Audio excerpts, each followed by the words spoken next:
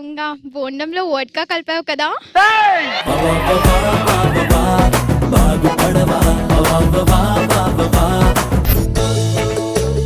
కకృతందుకు కొత్తది కొనుక్కోవచ్చుగా, ఇంకో బోండం కొనుక్కోవచ్చు కదా. అక్కడ బోండం లేదేమో, పక్కన ఇంకొకటి ఉన్నాయి, ఇంకా 2 ఉన్నాయి. అంత టేస్ట్ లేదేమో.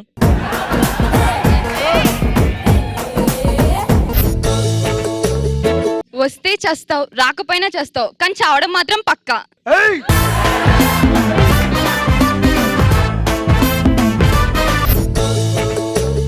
వీడిని పడేయాలంటే యుద్ధాలు జరగాలి, త్యాగాలు చేయాలి.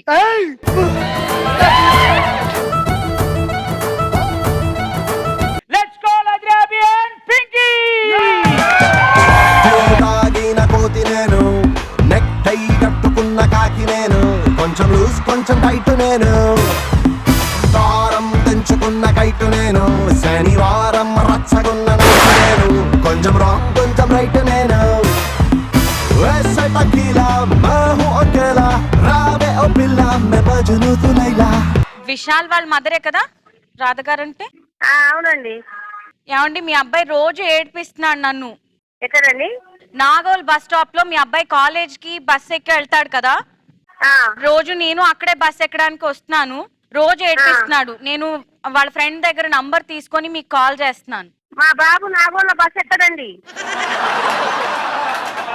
వాళ్ళ డాడీ అల్కాపురం తీసుకుపోయి సిఎంఆర్ కాలేజ్ బస్ ఎక్కి వాళ్ళ డాడీ. లేదండి, నాగోల్ కి వచ్చి ఏడ్పించి మరీ వెళ్తున్నాడు. ఇలా చాలా సార్లు జరిగింది, కంప్లైంట్ చేయడానికే చేశాను మీకు. అవునా? ఆహా, ఇది మామూలే లేండి, ఆడపిల్లలు మగ పిల్లలు ఆడుకుంటుడు వేయాలి రేపు, అట్లనే అనుకోండి. మామూలు అంటారేంటండి మీరు? మీ అబ్బాయి ఏడిపిస్తున్నాడని మీకు కంప్లైంట్ చేస్తుంటే నేను చెప్తానమ్మా. ఏడిపించాడండి, అట్లా ఆడపిల్లల జోలికి పోడు, మంచిగా మాట్లాడతాడు కానీ ఏడిపియడు. అబ్బాయిలు విజయం సాధిస్తారు, అబ్బాయిల్ని అమ్మాయిలు సాధిస్తారు. అబ్బాయిలు విజయం సాధించాలంటే ఇంట్లో పీస్ఫుల్ గా ఉండాలి. ప్రతి మగాడి విజయం వెనక ఓ ఆడుతుంటది పాత సామెత, ప్రతి మగాడి ఇరిటేషన్ వెనక ఫ్రస్ట్రేషన్ వెనక ఓ ఆడుతుంటది అనేది ఇప్పుడు నిజమైన సామెత.